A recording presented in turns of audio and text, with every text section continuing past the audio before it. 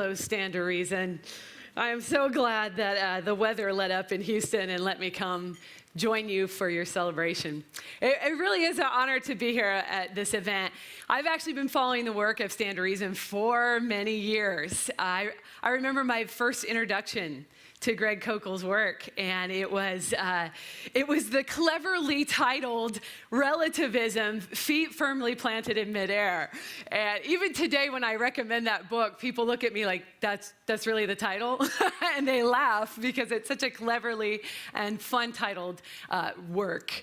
But before I got involved in the field of apologetics, I used to question, am I pushing my beliefs on others? Am I actually, when I say that I have the truth, is this something where I'm actually, pushing this on other people? And that work right there was the definitive work in my life for saying, no, truth needs to be told and that it is objective, not subjective. So I thank you greatly for that work. It opened my eyes to the problems of a society that espouses to each his own philosophy.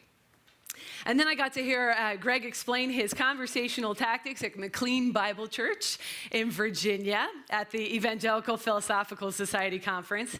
And it was the first time I'd ever seen him speak. And he donned his Columbo jacket and his hat, I believe, if I'm remembering correctly, if you had the hat with you. And I heard him say, "Can I ask you a question?" And I could hear your heart for people and your love of the truth in that session. So I quickly grabbed up tactics, and I have been recommending it at nearly every event at which I speak, and I've seen it sell out many times. So thank you. Then in 2009, I met Brett and Alan. I met them in New Orleans at ETS. And folks, I knew something truly special had begun. For I saw, when I got home, a post on Facebook where they had taken a picture with me, and the caption was, "Look who we found at ETS, Sarah Palin."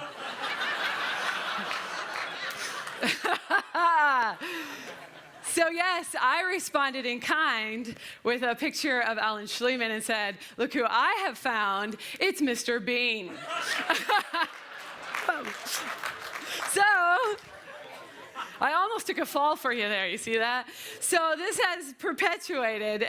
We have carried out the grand narrative of this, and eventually you will see the Bean Palin ticket, presidential ticket,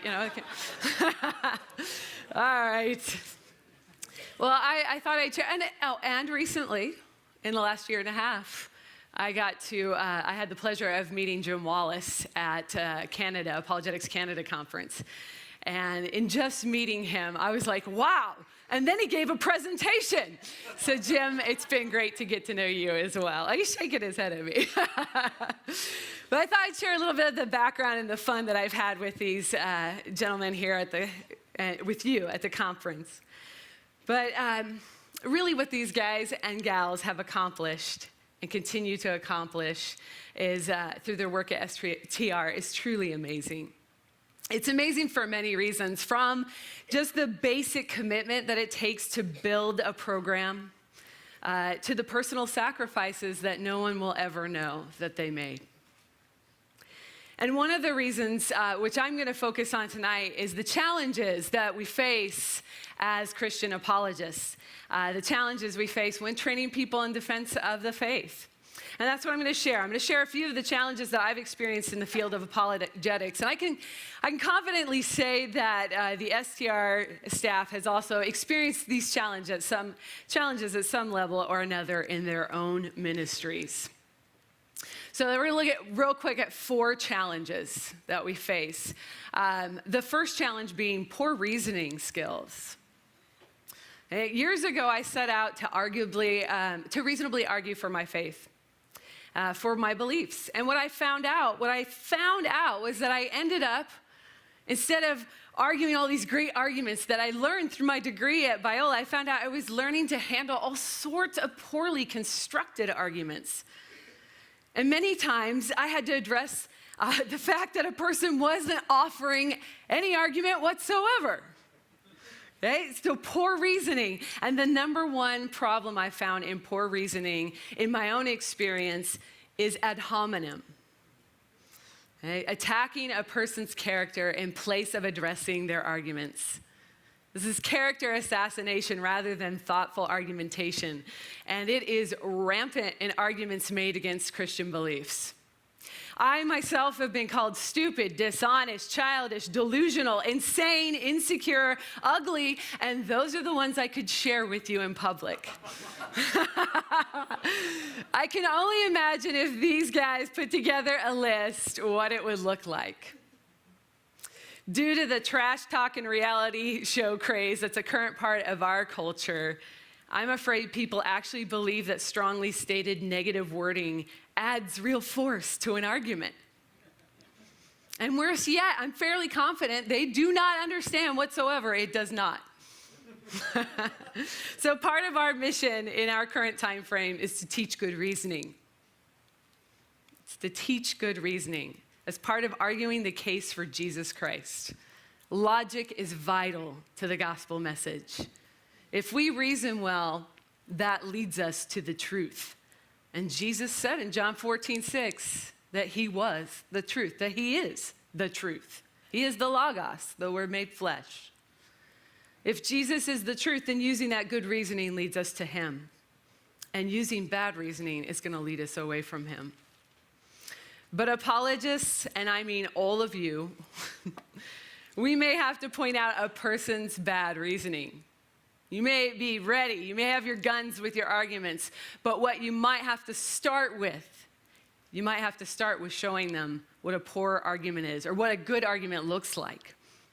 Because you cannot argue reasonably for Christian beliefs if there's no reasonable arguer on the other end with which to engage. And Greg has written one of the best works on this very issue in his book, Tactics. So the number one under poor reasoning is that ad hominem. The number two problem I handle is questions being used in place of arguments. A question is not an argument. Dallas Willard, great Christian philosopher who just stepped out of this life this past Wednesday, once said in a talk he gave called Morally Responsible Skepticism that you can be as dumb as a cabbage and still ask why. He's one of the most gracious men I know, so I love sharing that quote. He is fabulous. But an argument must be made through reasons, not by just asking questions. That's the number two problem under poor reasoning, is just using questions like they're an argument. And then building a straw man of the Christian faith. You know, you heard Sean talk about how there's, he believes that there's a coming persecution to Christians. And I think part of that is that we no longer know what the Christian faith is. A steady diet of media-driven soundbiteology has created a straw man image of the historic Christian faith. In fact, I myself, when I was, before I became a Christian, I rejected Christianity as worthwhile as a result of this type of persuasive imagery. And I today am constantly barraged with arguments against Christianity that lack a basic understanding of the core beliefs and doctrines of the Christian faith. This misperception provides a great need for you and for I to be grounded in theology. I've often responded to these people who will create straw man arguments against my beliefs.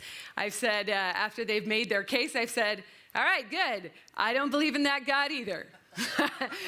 Very good. Now let's argue from what I do believe. Let's argue the view I actually hold.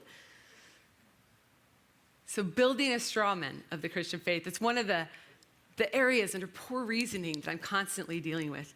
And then an irresponsibility to defend their own views. The focus is all attack Christianity. It's not support my views. How do I know atheism is true? What is that worldview? Do I actually hold to it? I don't get those kind of arguments. I just get the attacks on Christianity, not defenses of their own views of the world.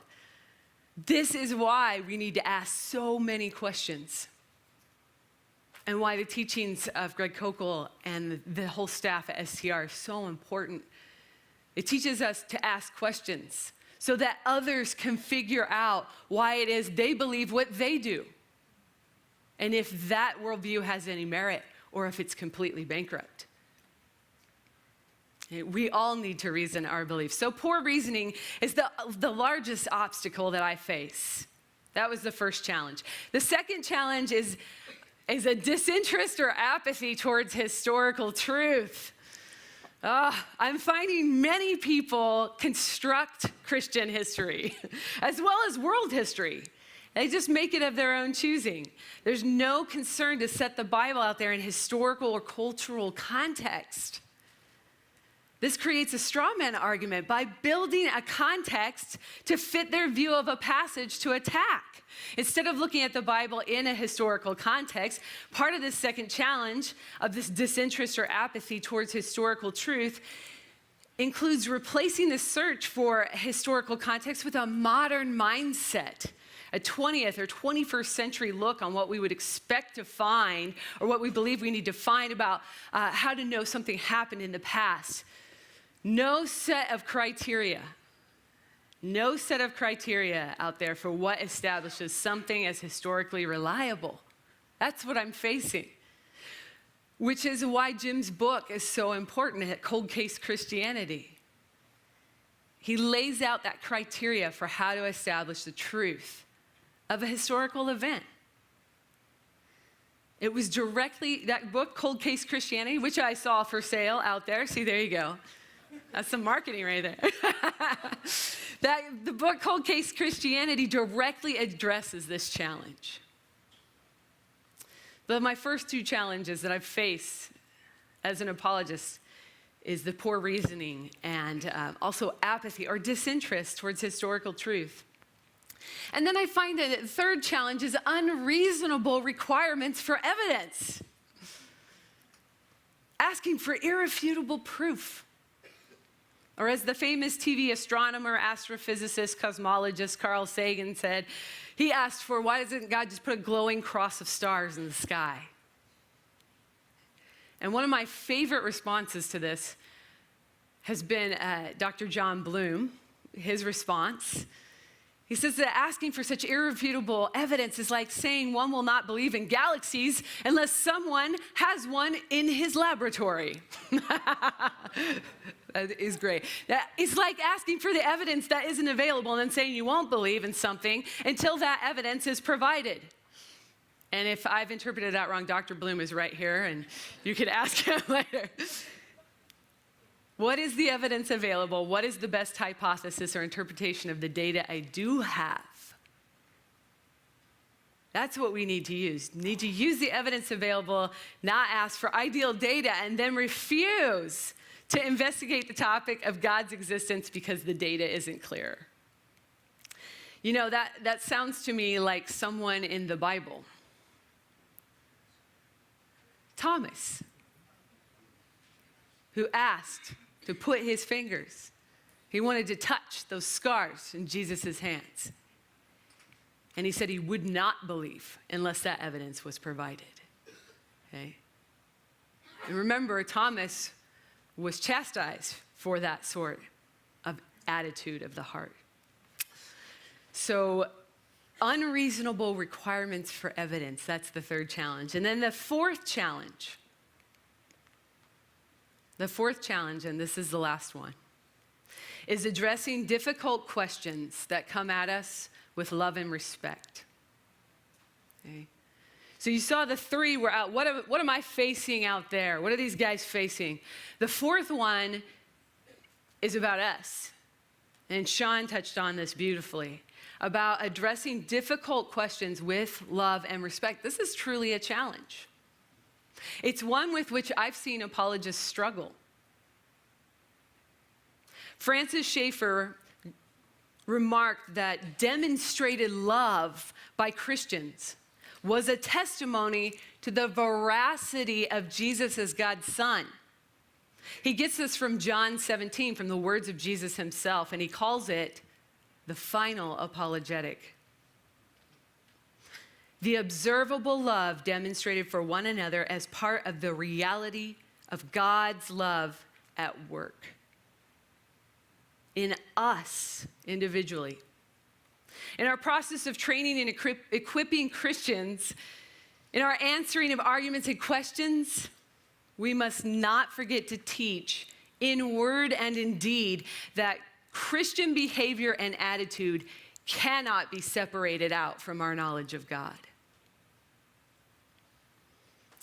And though the staff at Stand to Reason and their ministries, though they address all of those challenges that we face as apologists outward, through their excellent resources and their substantive work, this last challenge is where Stand to Reason Ministries is the exemplar.